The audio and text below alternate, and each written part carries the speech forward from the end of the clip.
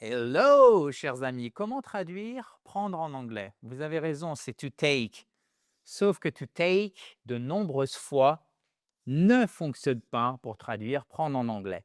Regardez ce qui suit, vous allez tout comprendre et c'est facile. So, let's do it. Prendre du poids, par exemple, c'est to gain weight. Alors, attention, à chaque fois, vous avez cette diphtongue qui n'est pas comme dans gain, dans grain. Vous voyez, c'est très plat en français. En anglais, c'est to gain weight et pas to gain weight. Yes. Et donc, surtout pas aussi to take weight. Non, sonne vraiment très, très, très bizarre. C'est une grosse faute. Il y a une autre expression pour dire prendre du poids, on la voit tout de suite. Regardez. Mais avant les deux exemples. She gained weight during the holidays. OK, elle a pris du poids pendant les vacances. It doesn't want to gain weight. OK. Comment pourrions-nous dire elle a pris du poids pendant les vacances sans utiliser gain et sans utiliser weight? Est-ce que vous l'avez? C'est avec un verbe irrégulier de 3 lettres et une particule. Bravo à ceux qui l'ont trouvé. She put on weight during the holidays. Good. Le petit déjeuner, c'est littéralement casser le jeûne. Fast, c'est le jeûne. To break fast. Casser le jeûne. Petit déjeuner. D'ailleurs, vous avez le mot jeûne dans déjeuner. Hein? OK? Par contre, prendre le petit déjeuner, c'est pas to take breakfast. Non. Non, non, non, non, non, surtout pas. To have breakfast. For example, I always have breakfast before work. Et attention, ici, vous avez l'apostrophe qui nous signale que c'est la syllabe juste après qui est accentuée. Accentuée pourquoi? Parce que tous les mots qui ont 2 syllabes ou plus en anglais sont porteurs d'un stress, un accent tonique qui tombe sur une seule des syllabes dans le mot. Oui, je sais, je radote.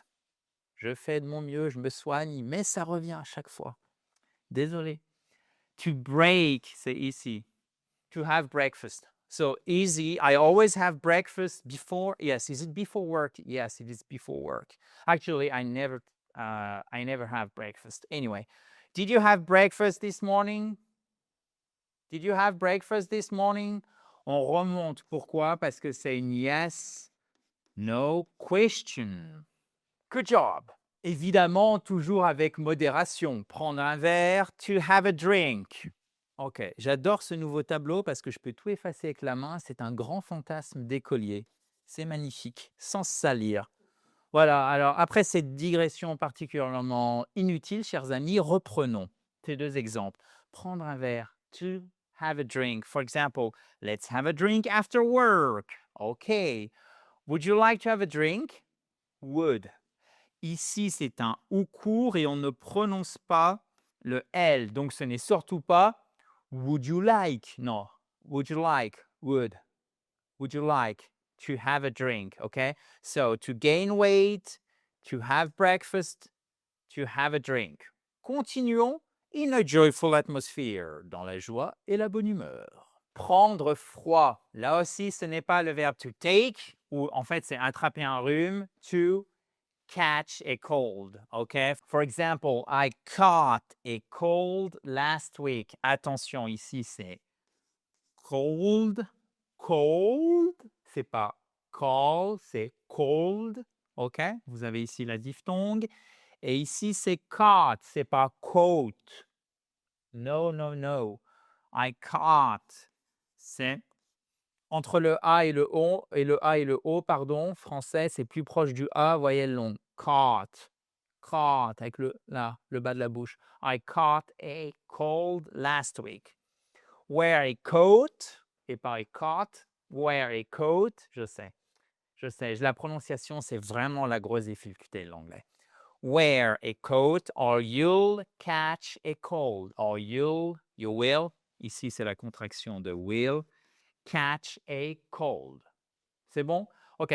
Si vous avez des questions, c'est juste en dessous d'ailleurs. J'espère que vous appréciez ce tout nouvel écran qui nous permet d'y voir encore plus clair et de vous offrir des vidéos qui se veulent être meilleur, chers amis.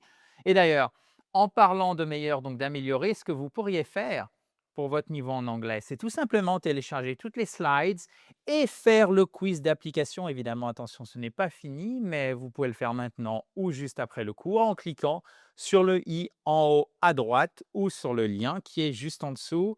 Dans la description de la vidéo, vous avez le lien. Pourquoi? Parce que si vous êtes sur mobile ou sur tablette, il faut que vous passiez par le lien juste en dessous. Vous n'avez pas le i en haut à droite. Continuons tout de suite. En anglais standard, ça ne marche pas si vous utilisez to take pour dire prendre un rendez-vous. C'est to make an appointment. OK? I need to make an appointment OK, with the doctor. Doctor. OK? Can I make an appointment for Thursday? Thursday? On remonte. Pourquoi on remonte? Parce que c'est une yes, no question.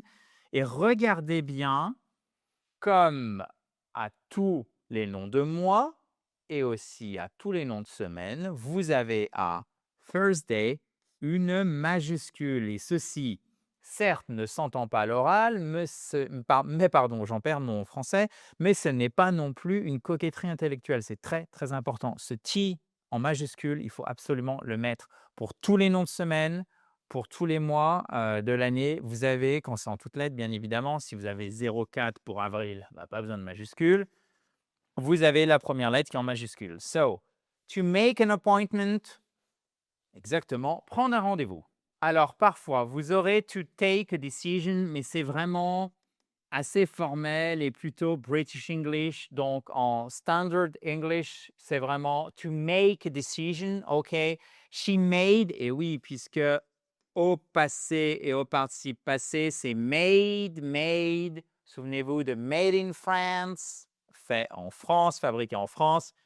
She made a difficult decision. OK, it's time to make a decision. Easy. C'est vraiment, en fait, en apprenant les exemples et non pas cette forme par cœur, que vous allez pouvoir, soit celui-ci, vous choisissez un des deux, que vous allez pouvoir créer des automatismes. Ça, en fait, c'est des automatismes et pour ça, il faut aussi que vous, évidemment, pratiquiez. OK? C'est extrêmement important. Que ce soit avec un correspondant ou que ce soit, par exemple, dans un cadre comme l'académie iSpeak Spoken, il faut que vous pratiquiez pour pouvoir mémoriser facilement et donc, en fait, tout simplement apprendre le vocabulaire et le vocabulaire qui est bon en anglais. Les vidéos comme celle-ci, c'est très bien, mais ce n'est pas, à mon humble avis, suffisant. Là, c'est une faute très commune que je vois souvent. Prendre sa retraite, alors on commence à dire to take pension. Non, non, non. C'est to make. Non, c'est pas to make non plus, c'est to retire. Retire, OK? Littéralement, en fait, ça vient du verbe retirer, se retirer. To retire, de la vie active. He retired at 65. Et attention, 65, comme c'est une dizaine suivie d'une unité, vous avez toujours en anglais le trait d'union, d'accord? 65. She plans to retire next year. L'année prochaine, vous voyez, vous avez un article ici, vous n'en avez pas en français, en anglais. Attention. So, prendre sa retraite, to retire. Et faites attention, vous avez l'accentuation, j'insiste vraiment, je sais que là aussi je radote encore une fois, vous avez l'accentuation sur la seconde syllabe. Donc, comment vous dites? Répétez avec moi. Prendre sa retraite. En fait, non, je vous attends. OK, je recommence. Non, non, non, non, non, j'ai besoin de vous. Prendre sa retraite, to exactement, to retire. Prendre feu, c'est littéralement attraper feu. To catch fire, OK? The building caught fire. The dry leaves caught fire quickly, OK? Bon, avec une meilleure intonation, the dry leaves caught fire quickly. So, building, attention, le i, vous ne l'entendez pas, c'est pas un building. De la même manière, construire, ça se dit to build, OK? Prendre feu, comment vous le dites? Normalement, vous ne voyez rien là, j'espère. Exactement, to catch fire. So, the building, prononcez-le. Yes, caught fire at night. Je sais, je ne vous lâche pas, mais c'est ultra important qu'on travaille ensemble cette prononciation et en plus, ça vous fait répéter à haute voix, donc ça vous permet de mémoriser plus facilement.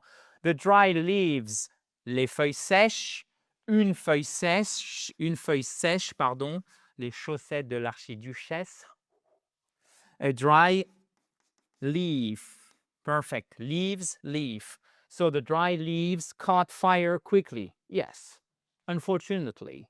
Exprimer son opinion, prendre la parole, to speak, donc c'est parler up, ok? She spoke up during the meeting.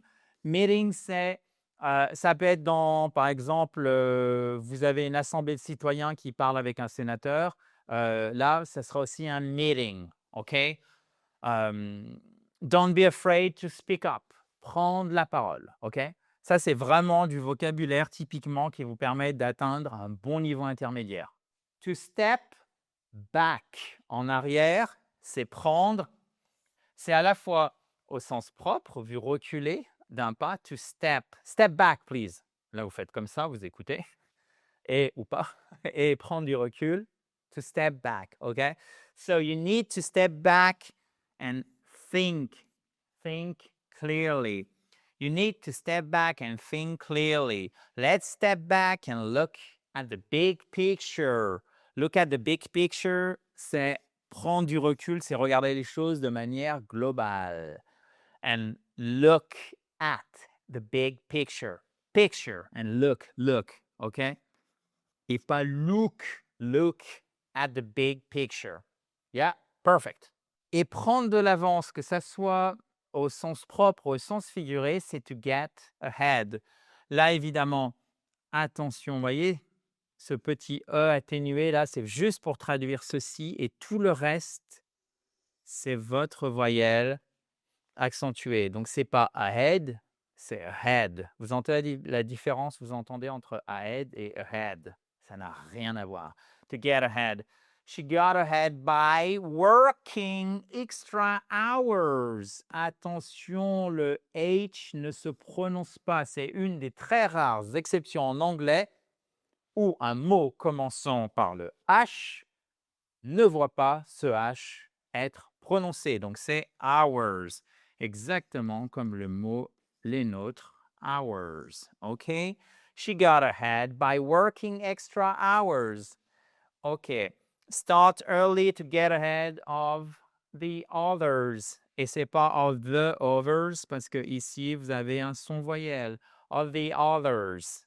Get ahead of the others. Prendre de l'avance sur les autres. Of, pas on the others. Non, c'est of the others. To get ahead, c'est prendre de l'avance des autres. OK? Yes. Bon, si vous avez la moindre question, évidemment, c'est juste en dessous. C'est fait pour vous.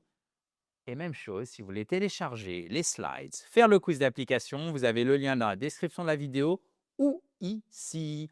On se retrouve, chers amis, très vite et toujours dans la joie et la bonne humeur. In a joyful atmosphere. Bye bye. Talk to you very soon. Mon Dieu, mon Dieu. C'est vraiment temps d'arrêter la vidéo. Il y a une lampe en fait. Mais normalement, vous ne la voyez pas. Bye bye.